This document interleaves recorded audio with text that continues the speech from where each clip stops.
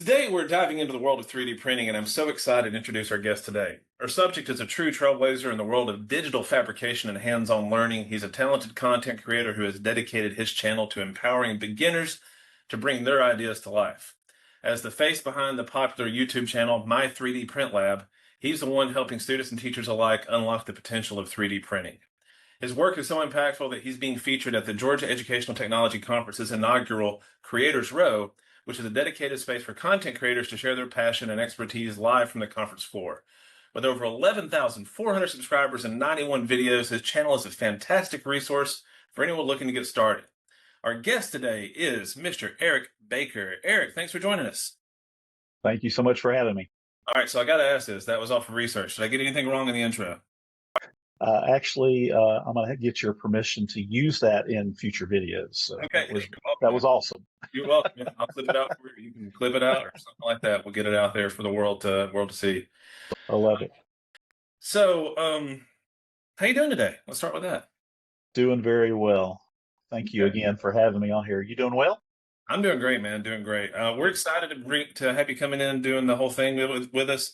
I'm going to be honest with you. We don't 100% know exactly what it looks like to be operating this thing. The idea behind Creators Row, I remember back in the day, and I'm a radio nerd. Like I grew up like listening to all the DJs and the morning shows and everything else. They would show up like the Grammys or the Super Bowl or something like that, and like Yeah. in my head, I was like, wow, the DJ I listen to out of Atlanta knows all these people. That's not how it works. Like they would have like stars kind of trickle through for 5 minutes and doing spots and everything else. Right. And so the idea kind of came from that. So Okay. it was called Radio Row or something like that for those places.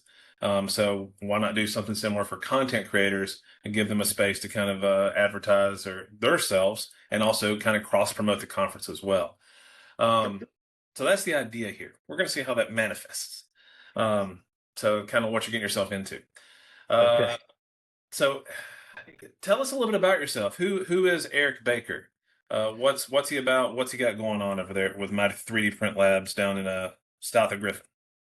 Well, it's something I've been doing for a couple of years. I actually got into 3D printing right after COVID. You know how that kind of changed everybody's lives. And but technically, I'm a musician. That's where I come from. In college, did composition, saxophone. That's my main instrument. And I'm a worship leader for a small church, and just love all sorts of creative endeavors. I've done woodworking. I've done all sorts of crazy things, but 3D printing kind of when I got into it, thanks to my partner in my music studio, um, just kind of hit me in a way that a lot of other hobbies and different things didn't do. So jumped in with both feet, and within a few months, actually found myself helping out on another 3D printing channel that kind of went away. And so early last year, I said, I'm just going to do this myself. It's doing creation has always been my thing. Mhm. So why not do it on YouTube and 3D printing? Yeah, and let people tune in and learn some stuff. That's pretty awesome. Yeah. When you started, was it more fun or functional? Uh, a lot of both. I jumped in literally with both feet. I think the first 4 weeks of this channel, if I remember correctly, I put out 10 or 12 videos. Wow. And they, like my very first video, if I remember right, was all about helping beginners get into 3D printing. So, what do you look for? Why do you want this printer over this printer? What can it do for you? Again, functional and fun.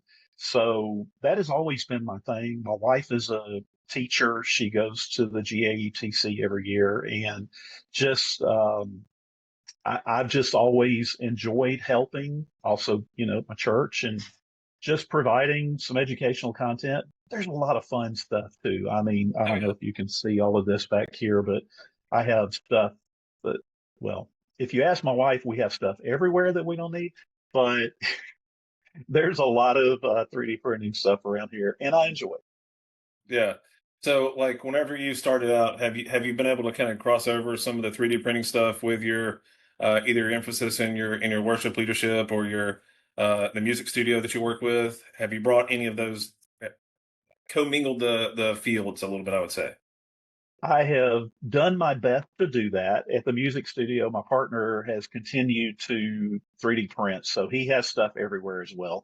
Mhm. We're printing little musical instruments like maracas and egg shakers and the Yeah. little frog that does the noise. And, we've done stuff like that. I've done it to help out at church for VBS and for the kids and things like that.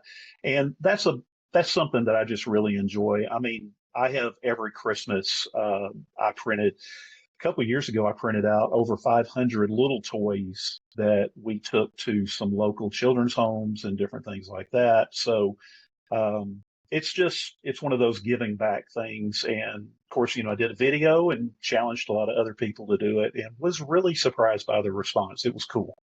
That's awesome, man. Yeah. Um, the So I've dabbled in 3D printing. And I was in a CTAE role before I got to working for West Georgia, which I do now. And the beauty of CTAE is they have some funding. And I was on the IT side of things. Cool. And I said, I'm going to buy some 3D printers with some of my budget. The first ones I bought were Da Vinci's. I would not recommend Oh, that. Yeah, but they were easy to use, right? It was no plug comment. like it was like the cheap little point and click cameras used to get. Like you couldn't do Yep. anything to it except for use it and then throw it away. And that's Right. basically what happened to those. Um, but I had a lot of I'm gonna call it roadblocks in the mechanical side of things. Uh, Sure. they're machines, right? And they need Right. maintenance. Like you got to make sure that you're kind of following through with that. Um, Right. What do you tell people like me who are not necessarily the most mechanically inclined, but are kind of curious about getting involved in this? Have you found one? This is a good question. Have you found one that's foolproof yet, as far as 3D printers go? You're asking if we have a toaster yet, and that's the Yeah. big 3D. That's the thing in the 3D printing world with all the nerds. Yeah, we're looking for the toaster still, but we're really close, I think. Um, there are a couple of companies out there, Bamboo Lab, of course, being one of the big ones right now, and there's a number of others that have 3D printers that are easy enough that you can get into it without knowing a whole lot. The drawback is, just like with anything, the more complicated it is, and a 3D printer is a pretty complicated device, that when things happen, you need to know. And you also want to know that the company's going to be behind you. And there are a number that I have 13, 14 printers right now. Hmm. But I have some that I would absolutely not recommend to anybody. As a matter of fact, they are hidden under a desk in another room. And then there's three or four that I use literally every day and never have any problems. Although one of them did have a problem, reached out to the company and they ran me through some tests. Very simple. And they're like, okay, this is what's wrong. And they sent me another one, gave me a really nice That's awesome. video. And I'm tech minded anyway. For a regular person, they would probably just have you send it back and they'd replace it. Yeah. And so that's great to know. There are a couple of companies that do that for you. Now, was that Bamboo that gave you that service? Because you want to shout somebody like that out. That that was actually Bamboo. Yeah. Yeah. A buddy of mine got he bought, I forget which Bamboo it was, but it's contained. It's not open. And it's got the Probably the P1 or the X Yes, the P1. That's it. The P1. P1S. Yeah, he's really excited about it. Like I have that one. he's doing all kind of cool stuff with that. Yeah. I played more with the Anycubics. Yeah. The Cobra, I think, is what I started out with them. And Cobra is still around. It's a little dated at this point, but I know a number of guys online that use them and absolutely love them. at that 200, I think it was like 250, $200 price point is what I was getting them at off of Yeah. Amazon. And again, if it broke, I wasn't too sad. Yeah. It's going to break. Yeah. It gets up to 400 degrees Celsius and or 200 degrees Celsius, whatever that is, that translation of Fahrenheit. 200. Yeah. Celsius. Yeah. And it's melting plastic and doing all kind of stuff and moving Yeah. everything out of zero. Yeah. So you're going to have problems. There are things that you have to know. The nozzles wear out. There's different things. Just like it's like your car. most people could change the oil in their car if they wanted to, but most of us don't. So, there's little things that you can do. You can replace, you can change on 3D printers just the same, but then there are things that you're not going to want to mess with, Yeah. and that's just the way it goes. What would you say is the most fun you've had with this thing so far? What's the most fun? I've printed out helmets. I have I have recently printed out because of the new Daredevil, which I actually can't believe I'm going to say this. I actually have not watched the new Oh, it's series so yet. good. So good. Well, I printed out the helmet though, Yeah. and it was too small, so I printed it out again. So I have a couple of versions of that. I have a Mandalorian helmet that I printed out.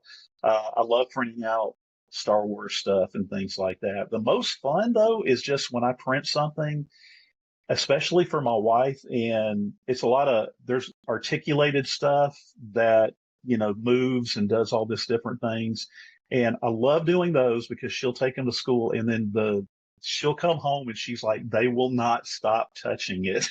Yeah. And so I'm like, well, that's fine. If they break it, guess what? This shirt actually says it, don't worry, I can Yeah. print that. Yeah. So it doesn't matter. So as long as they're having fun, and she has a whole rack of 3D prints that she just lets them play with. So The dragons and the sharks. dragons, sharks, I mean, you name it. And it's just recently AI, unfortunately, is taking over a lot of it's things that can't actually print. They look great on screen, but they don't always print great. The biggest thing though with AI is there's a couple of companies that are doing a really, really good job with converting like your face and then allowing you to 3D print it, and they're doing it. And I actually just recently worked with a company and with their big launch, and it worked out pretty awesome. As a matter of fact, I don't know if this looks like me, but That's awesome. so Really? I'm a little spaceman there. So What'd you print that on? that well, I have the Bamboo H2D, which is a large format bamboo, and it does great. Um, the reason I printed this specifically, I could have done it on any of my printers that print multicolor, but I did on that one because I like the camera better on that one. So I Yeah. wanted to put it on one of the videos. So I tend to do that sometimes. But yeah, it turned out great, and I printed out 4 or 5 different things. I even did my dog. So I'm not even sure where that one is. That may have gone to school. Probably. But hey, you can. Right. Yeah. Um, so like talking about your channel and your 11,400 subscribers or so, Yeah. not to get too specific.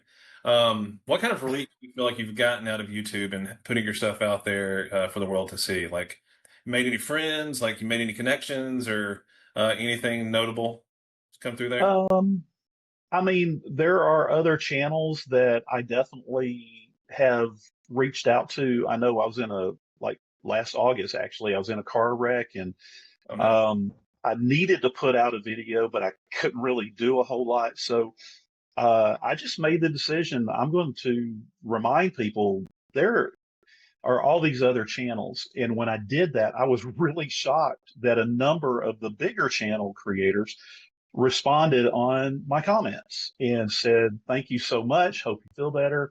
And they even subscribed just to kind of add on to it. But it's that type of community that I have found across the board. As a matter of fact, I recently did a video, and I don't know if you can tell I'm a little bit older, but so I'm 58, and I did a video. I just had this idea that I need to remind people that you can do this no matter what age. And a lot of my beginner videos seem like they're more geared toward younger and that type of thing. So this one, I just put, if you're over 50, you can 3D print. And not to be morbid, I said it in the video, I said, look, my number one tip, you're not dead yet. Yeah. And so, and I've gotten great response to that. As a matter of fact, I think the oldest person to respond was 87. Heck yeah. And I want to say they have a couple of 3D printers and have only been doing it for a few years. That's so cool. So Yeah, it is awesome. And they're doing the same things that I've been telling you. I mean, a number of them are printing for hospitals and schools and stuff. So, the community's pretty awesome. Yeah. During COVID, I had just gotten, I think, some Ender 3s or Ender 5s, one of the two. I think my Yeah. probably for my classroom, and I've had Oh, yeah.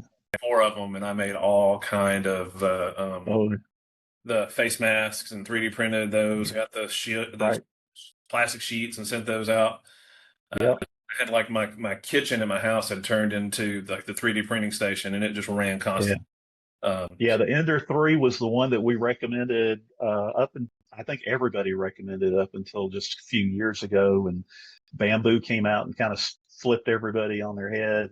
Yeah, But then everybody else has done it too. I mean, it may not be in color, but the dependability, the speed, the ability to do certain things has it just continues to grow and get so much better.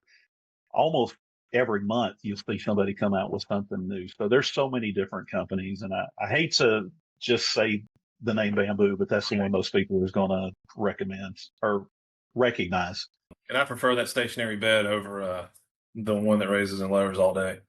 Yeah, Like, they call it a Core XY, and it just goes up and down.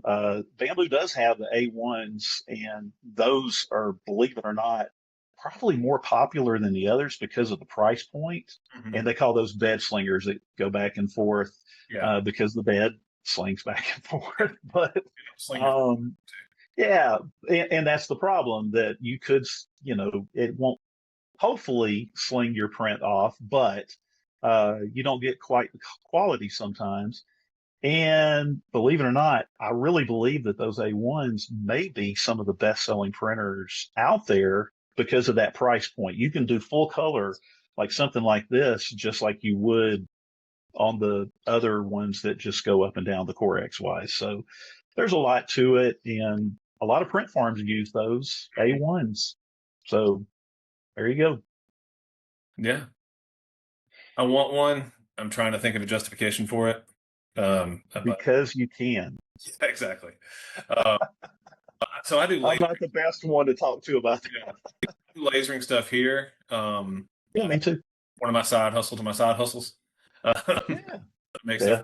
for shows and do stuff like that. I've got a We Create and just kind of Oh, mess. wow. And it's a lot of fun. I just recently got a fiber laser and Oh, did that on the channel, and I've got a couple of diodes, for wood and mhm. things like that. So I'm still learning the fiber. That was something I wasn't expecting to be quite as complicated, but Yeah. so I'm not just 3D printing. I try to put a little bit of anything that would cross over. Mhm. As a matter of fact, I've done 3D printing for different aspects of what we can use in our own lives. I even talked about why you would use certain types of filaments or the plastic that you use to print with. Talked about why you would use different ones in your car if you were to print things for your car. And I talked about all that and even did some practical tests and set them up on the dash. And one of them drooped really quick. The other one didn't. It's like, I think it's obvious you shouldn't do that. Like the old albums if you left it in the car. Yeah. So different things like that. I have one coming up. We're going to do garage updates and upgrades and things that we can do in there. So Nice. I love the practical, Hmm. but of course the fun is, fun. So it sounds like you got a pretty stout workshop over there. I try. If you don't want to look at the rest of this, I've actually taken over two rooms in the house. Yeah. Exactly.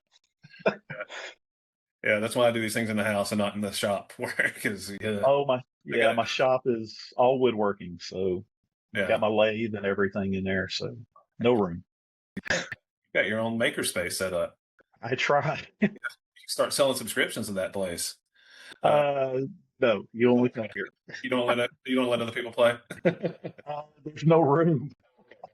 It's too small. Yeah. There was That's one of the reasons I want to clear out the garage. I did this video personally as well as, for video content, but yeah, the garage I think some things are going to go in there as well. So I saw a thing where Adam Savage redecorated his workshop.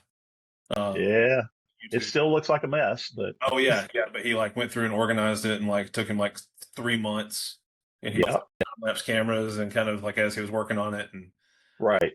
I'll talk about toys, and His 3D printing cabinet is pretty awesome though. So yeah, and the craft table too that he got set up. That's got like a glowing sort of feature, so he can like line stuff up and cut it better. That he built, but like right. some like some sort of plastic and stuff. I don't have the tattoo, so I some of that I can't do. His measuring tattoo. Oh yeah. So as he gets older, that's going to change. But for now, it's Oh good. yeah, yeah. Well, you'll have to take that into account. It'll be millimeters instead of inches at that point. There was a really cool thing I went to a few years ago where I got to meet him. It was this thing called Nation of Makers. Oh, That I don't know if it exists anymore. Make Magazine put it on, yeah, and I know they had their ups and downs. Like, are they going to stick around? And I think they're still around. I haven't looked at, they are. Yeah. uh, but that would be something really cool to tie into. The one I got to go to was in Santa Fe, New Mexico. Well, Go out there, and there's a bunch of just makers. Um, sure. that got together, so might be worth checking out if there's something there for you. Yeah. So let's talk about the YouTube side of things. Yes, sir. Do you do any other channels or any other like avenues as far as content creation goes? I have tried a few other little things, but no, nothing worth talking about. On the music side, I've done a few things. Of course, my partner in the studio, we have our own little group, and we've put a few videos and things out, but nothing's really hit because it's just like this with the 3D printing and the YouTube. I tend to do most of what I do for the channel, and then a lot of that gets given away, Mhm. or I do a lot of things for other people, and I don't seem to be making money on that because I just want to do it and help people, this type of thing. And so the music side of it the same way. When we're in the studio, we do something that most studios don't do. We come in, you bring us lyrics, whatever it is, and I write the music for it and Wow. create a song for you. And we don't charge you extra for that. It's just studio time. And Oh, then if wow. you need a saxophone, I'll play saxophone, piano, whatever you need, guitar. My partner plays is phenomenal guitar and bass player. So, and he's the guy that runs it all. But yeah, so we basically create your song from the ground up, and we have international distribution. We can do videos and all that type of thing, um, and we're inside of a mall. So just a little plug for virtual adrenaline recording studio there. But yeah, yeah, it's a great name in it. Yeah, I love it. And so, as far as I know, we're the only one in a mall, and we do a lot of things there. And oddly enough, that has turned into a lot of mall people hiring my partner to do 3D printing for him. He Oh, wow. just recently purchased that P1S that we were talking about, Mhm. and he got a so he has now two printers that he runs pretty much 24 hours a day, That's awesome. and so it helps supplement and do that type of thing. Keeps our prices down, so we don't have to charge so much to our artists. So That's that's that's yeah, beautiful, and yeah, especially the nature of malls doing what malls are doing, like just to have any sort of thriving business inside of there is really yep. cool. Which Just mall? thankful they continued to go since COVID because we weren't sure then. Yeah, which mall are you in? We are in it's called Sugarloaf Mills Mall. Okay. It's up in Gwinnett, just north of Atlanta. So Yeah, Buck Mills. Okay. yeah, This is a pretty Georgia focused podcast, so hopefully some people yeah, might. might recognize the name. Um, when did you start your channel? I started this channel February of last year, so 2024. I've been going just over a year and a half now. And like I said, I was on the other channel for a year, and we were approaching 100,000 subscribers at that point. But the guy that was running it also has a DIY, and he was just basically turned over to me and a couple of other guys. Things just weren't going well. One of them ended up dropping out, another one came in, and it just things just weren't clicking. And so he dropped that because his other one's closing on 1 million, I Yeah, think. So, yeah. so he was, obviously wanting to do that. So he shut down the channel. So within a month, I pivoted. I found out 3 days after Christmas, 23, and by February of 24, I launched my channel. And like I said, I think I did a dozen videos in that first month to kind of put me out there and give, content. Those are still some of my best videos on my channel, Yeah. which I guess I need to revisit why that was. Yeah. Anyway, I'm having thoughts about creation as we're talking. Yeah. Yeah. But That's how it works. so a year and a half ago, that's when I started, and was very gratified. Within about 3 months, it was monetized. So now I don't make a couple $100 a month, but it's one of those things where you get a tip or whatever, for doing what you're doing. That's almost the way it feels sometimes, but at least I know it's worthwhile. Does that make sense? Yeah. So I know I'm doing something, and so they're actually, helping. And so I love it. Every time that comes in, it's like, yes. What was it? Sally Field said, they do like They like me. They really like me. That's what it was. Yeah. I'm thinking about actors on TikTok opening up residual checks from things they were in 20 years ago. Like, Oh, still getting paid. exactly. Still getting paid. Uh, Yeah. that's really cool. So, Yeah. what type of things? And again, you're somewhat familiar with GaETC because of your wife's participation in Yeah. it as an educator. And again, we're in a newfound thing here. Uh, are you familiar with like how the trade floor works, how the showroom works, that sort of thing? Not at all. I dropped her off a couple of times when y'all switched over. I think it was Peachtree City or somewhere like that. Mhm. I had to take her and drop her off one time. She was meeting some of the other teachers. That's the closest I've been to it. Okay. Well, other than swag bags. Oh, Now, I love those. yeah. She'll come home at the end, and um, me and my kids, we go through. We're like, okay, we got the little stress ball toys How and many pages? pins, and some of those pins are awesome. USB drives. Oh, yeah.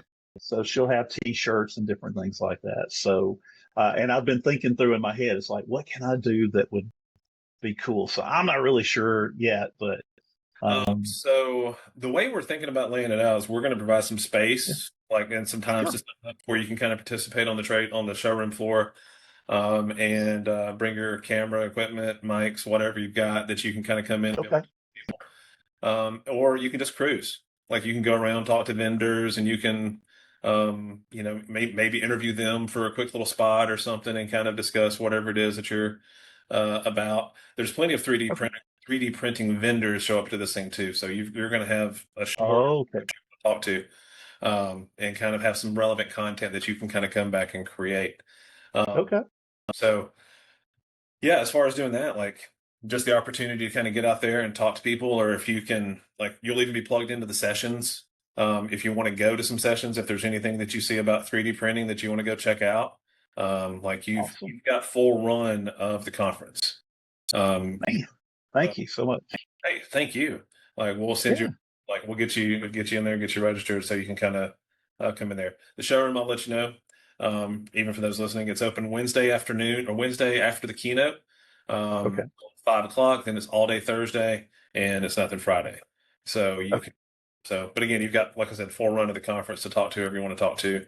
nice, Just kind of promote yourself and promote us, and let's collaborate and get the word out there a little bit. And that's kind of the purpose of this.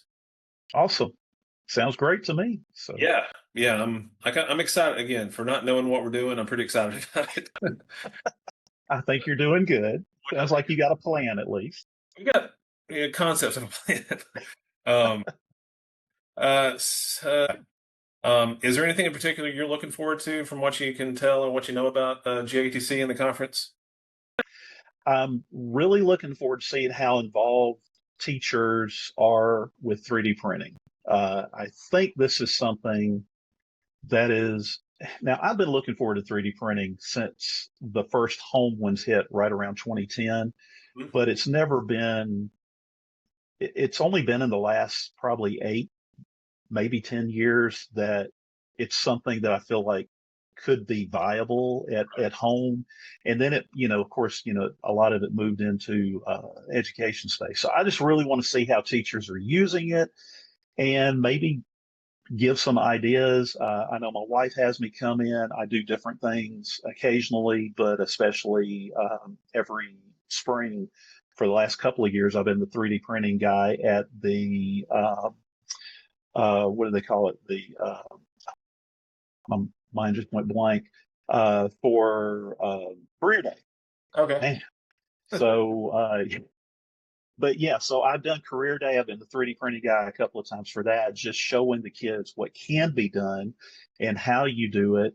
And then teachers are always asking questions like, well, what do I do for this? How would I do that? As a matter of fact, I sent one of my small enclosed 3D printers with my wife to her media center, and occasionally she'll pull that out and have something, to show the kids. And so she's able to answer some questions as well. And of course, she calls me if she needs to know. But that's my big thing, is just talking to them and seeing how either they're already doing it, what any questions I can answer to help them with that, how they can implement it education wise to help the kids and maybe push them in a different, this would fall under STEM, I would assume. So, how they could use it for that. Um, there'll be plenty of opportunities for that. Like I guarantee you're going to Okay. find a fair share of educators, instructional technology folks, again, the vendors also, that you're going to have plenty of opportunities to kind of connect on those things. I do want to point you in another direction too. One of my other things I've been involved in over the past few years is this thing called the Georgia Student Technology Competition. I don't know if you're familiar. Okay. But essentially the way it works is there's a bunch of different categories, and 3D modeling is one of them. So students Okay.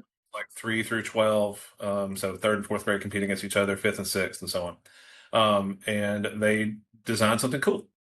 And What was the name of that again? the Georgia Student Technology Competition. Okay.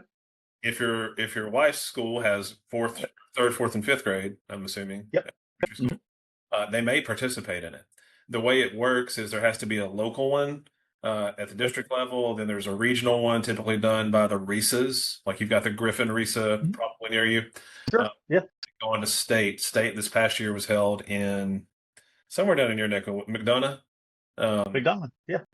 um, and the judging is what I call American Idol style, to where you come in and you've got a couple of judges sitting at a table and you present your thing to them for 15 minutes, and then they critique a bunch of other ones based upon, a rubric and everything else. But that could be Right. something cool for you to get involved with as well. Again, if Is that, you're would that be the Lego competitions? different. That's totally different. Okay.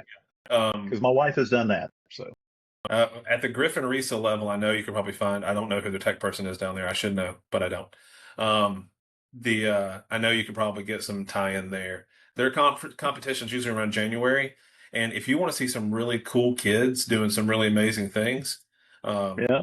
that competition's where it's at. It's me explaining it does it no justice to the overall cool vibes you get from coming there, seeing these Okay. little timid third graders that typically don't know how to talk to people, but because they made something, and you can tell when they make it, their parents didn't make it, but because they Okay. made something, they're so excited about it. Uh, Yep. like it's a really great experience.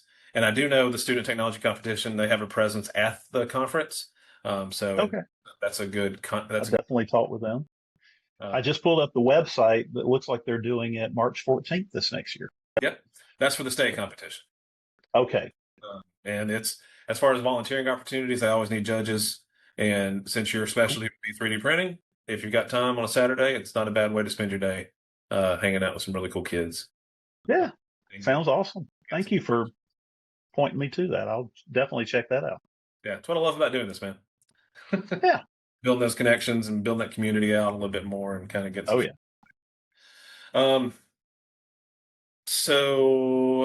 Eric, I know we'll be seeing you November 4th, 5th, and 6th. The dates went out of I my brain. don't remember. Yeah. It's something like that. That first week in November. And Yeah. I'm really excited to get you in there, and really excited to kind of see your channel grow and see you make more connections. And I I think appreciate it. after GaETC, you'll be over 12,000. Let's put Ah, all right. Hopefully we Sounds get awesome. a bump for you. Yeah. Get a couple more pennies coming into the bank account. Uh, what's the channel name again? I'll That's let my you say point. it. It's My3D Print Lab, and it's on YouTube at, and then all no spaces, My3D Print Lab. My three. And I also have my website, my3dlab.net. You can get those links there as well. Okay. Do you do any custom orders of stuff? I have done some. I do 3D scanning as well, and I've talked about that on the channel and shown off a few different things. And kind of the weirdest thing I've done along that is a guy reached out. They have an old shower enclosure for horses, and the door frame, I don't know exactly. Yeah. They described it to me, but they gave me a piece and said, "Can you make this?"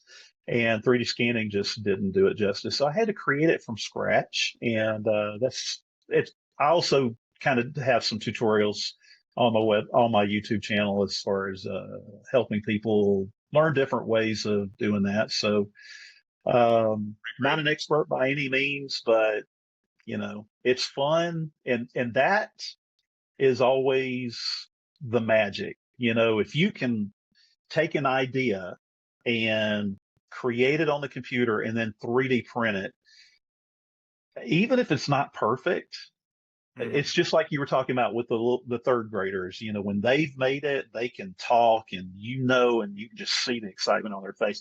I'm 58 and I still feel that way.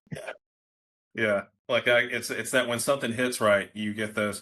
For Yeah. me, I get like the chills a little bit. Like whenever I'm like, oh, that's good. I like that. Oh Like, yeah. I did see there was a Harrison Ford interview the other day. I don't know if you saw it. Or who knows when it was? It was on one of the social medias. But he was talking about Jay Leno.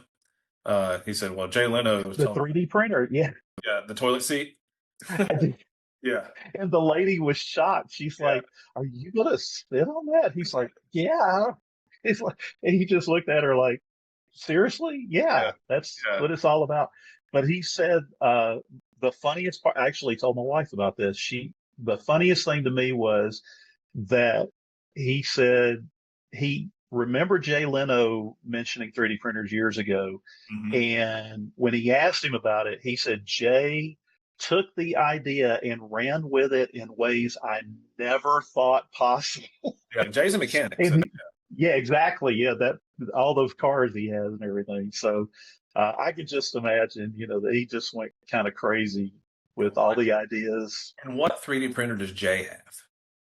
That's a good question because I meant to look that up. There are 3D printers now. My H2D is like 350 millimeters, so it's a lot wider than your average 3D printer as far as being able to print. There are others in that area, but there's these others called the Gigastorm Mm. that is basically one, two, three. It's either four or six or something build plates that you put on there and it prints across all of them. Wow. So I've seen it's almost like I'm 6'4", you could almost do a life size version of me, Hmm. there height wise, or maybe half laying down. And I've seen people do crazy things like that.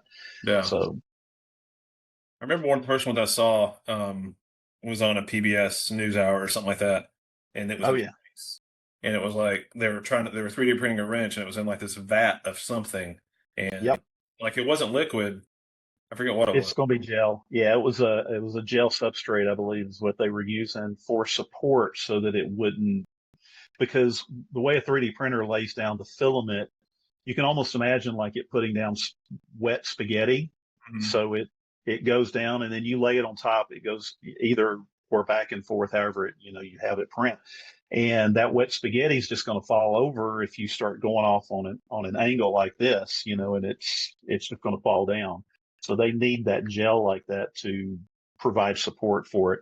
And I have seen that where they've printed a couple of things in space over the years. They have actually right now, and I do what I call lab notes occasionally with news, just really cool things like that. So they have an actual 3D printer International Space Station now that they use for some things like that. And they just have to make sure, because normally, like I was showing you this, different things, you would have like a support going from down here up to the nose so that the nose wouldn't fall off because it's printing out with no support there. So yeah, so you got to have some sort of supports for a lot of things like that. And, fortunately, along with the printers getting better, the program Hmm. they've gotten so much better. They'll do a lot of this for you. You just put it on auto, and it's pretty cool to watch. And that's one of the things that I'm hoping to be able to do. I was thinking I would bring one of my small printers Hmm. and set it up and maybe be printing some stuff just to show people in case they aren't that familiar with them. Yeah. And it's always a kind of a cool Oh thing to yeah. do. Anyway. Yeah. But we still need that toaster. Yeah, and it's funny, we talk about that, and I've said it in a number of videos, and I always think when I say that, people are going to say, "What are you talking about, toaster?" And nobody really ever does. As a matter of fact, the last career day, I showed a picture of the toaster up there. I said, "Does everybody know what this is?" And they're like, "Yeah, all the kids." And I'm like, "Do y'all know how to use this?" And they were like, "Yeah." I said, "Can you imagine using a 3D printer that easy and simple?" I said, "We're working on it. Yeah. Not quite yet. It's really close." And they were all like, "Really?" And I had one running in the corner, and it's once you get it set and going, it's plug and play at that point. You just hit a button, you tell it to print. But there's always things that you need to check on. So Yeah. And then you get into the design phase of trying to make a 3D object out of some kind. totally different. Tinkercad can do a lot, but Yes, and I do use Tinkercad, and a lot of slicers right now. That's the program because it slices it up as it builds up. That's where that name comes from. But a lot of slicers are very similar to Tinkercad, the yeah. abilities and all of that. But Tinkercad's still awesome. It's now owned by Adobe and has been for a number of years. Adobe. Did I say it's not Adobe? AutoCAD. Yeah. Yeah, AutoCAD bought it because it was going to go out of, they were going to actually close it. And so AutoCAD bought it, left it out there free for educators and makers, but then they continued on. And Fusion 360, there's a free version of that you can learn on. And that's what I use typically.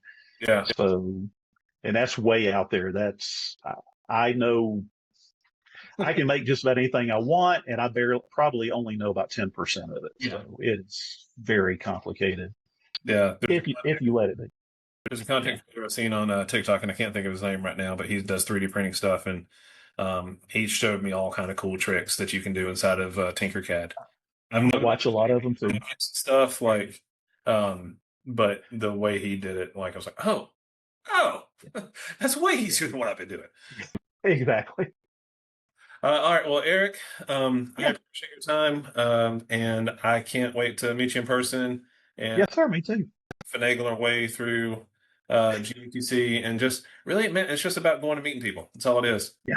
and putting it out there in the ether for other people to kind of consume. And what we want to generate is a little bit of FOMO, um, That's, like so that way more people hopefully will kind of come to the conference, and we can build from there. And we may meet more of you that want to get out there and kind of talk to each other and kind of make some cool yeah. things happen. So. Sounds awesome. All right, so my 3D Print Lab on That's it. the interwebs and on the YouTubes, and Yeah. Eric Baker. So thank you very much. Thank you so much.